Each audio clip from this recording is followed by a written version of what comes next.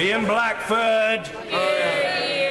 Thank you, Mr. Speaker. You know, sometimes I think the Prime Minister must live in a parallel universe. We've just heard from the Prime Minister that she wanted this concluded in December. Mr. Speaker, talk about rewriting history. It was the Prime Minister that denied us the right to have the meaningful vote and to try and rewrite history, and she sits there laughing. You know, sometimes you should be honest with yourself, never mind being honest with the people of the United Kingdom. Mr. Speaker, here we are once again, a statement from the Prime Minister who's lost in a Brexit fantasy. We are 45 days from Scotland being dragged out of the European Union against our will. 45 days from economic catastrophe. She talks about Japan. Goods that could be leaving Japan in the next few days would arrive after that we leave the European Union. We don't know what the tariff regime would be from those importing cars or training shoes or whatever else. The ongoing mess of this government never ceases to amaze. Will the Prime Minister understand that EU leaders have refused to budge on any changes to the withdrawal agreement? Donald Tusk said on the 6th of February, the EU is not making any other offer. What from that statement does the Prime Minister not understand? Why does the Prime Minister not understand of this? The EU will not reopen the withdrawal agreement that she signed up to. Does the Prime Minister realise the danger of running down the clock? 45 days to go, and here we are with a government that can't even deliver a ferry contract. Prime Minister, your response to my letter requesting sight of what economic analysis have done on your own deal poses more questions than answers. The question is simple. Have you done an economic assessment of the impact of your deal on the UK economy? A simple yes or no. Prime Minister, you're asking this House to vote on your deal, and you can't even be honest about the economic impasse. You expect MPs to vote for this. Your binary choice, quite simply, is laughable. There is a growing number calling for an extension to Article 50.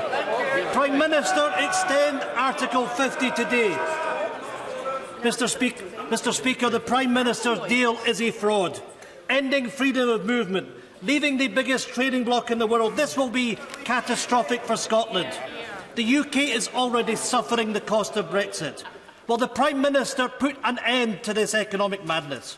Prime Minister, as students get set for university applications and business owners look to prepare for the new financial year, your government is causing a new wave of uncertainty. We on these benches refuse to accept Scotland being dragged out of the European Union against our will. Ultimately, Scotland will have a choice: an independent European nation or remaining part of an inward-looking UK. Scotland's voices must be respected, Prime Minister. Prime Minister! I say to the right honourable gentleman, I think that the points that he made are the same points he's been making in response to my statements, regardless of the content of my statements for some time now. He talked about the economic analysis. We did publish an economic analysis of the proposals that the government had put forward.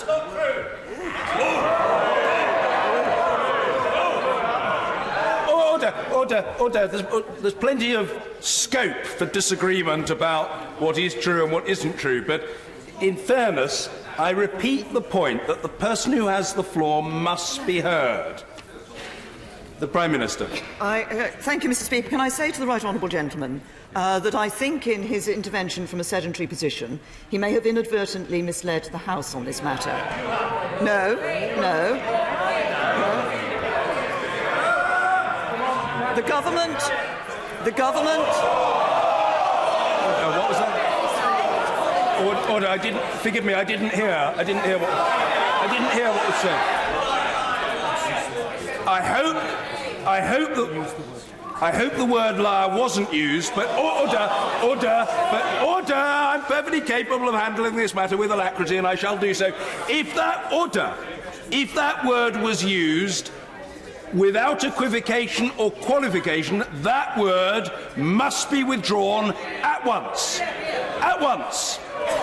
Order. If a member on the front bench used that word, I'm sorry, I'm not debating it, I'm not arguing, I'm not negotiating.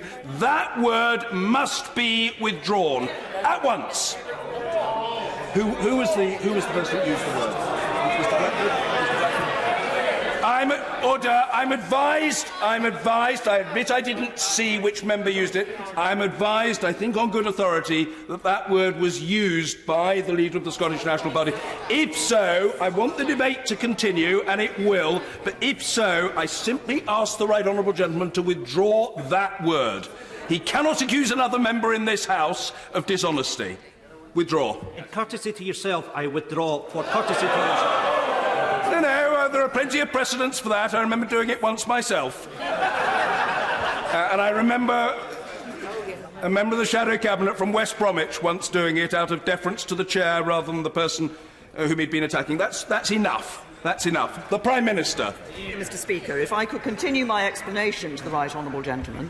As I said, the government put forward an economic analysis of the deal that the government had put forward. We did that in the economic analysis that was published earlier before the withdrawal agreement was put towards the House. What we also did in that was to recognise that the political declaration had areas within it which had not yet been confirmed, and there were variations in relation to the degree of friction across the border that would come from that, and we published that we could have taken a very low variation, which would have been very close to the government's deal in the economic analysis. We could have taken a high. We took a midpoint. I think that was entirely fair for the government to do. What the economic analysis of the deal that the government had put forward showed was that if you were going to honour the referendum, the deal that actually delivered best for the British economy was the deal that the government had put forward.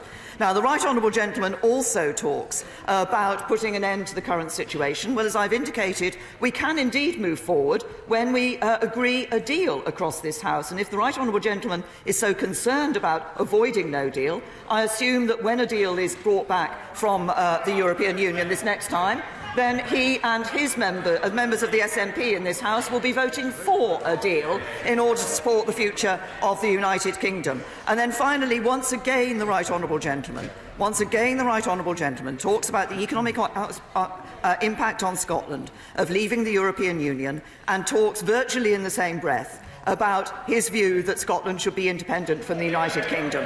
And it may raise cheers on the SNP benches, but it wouldn't raise cheers from those people in Scotland whose economic future depends on being a member of the UK.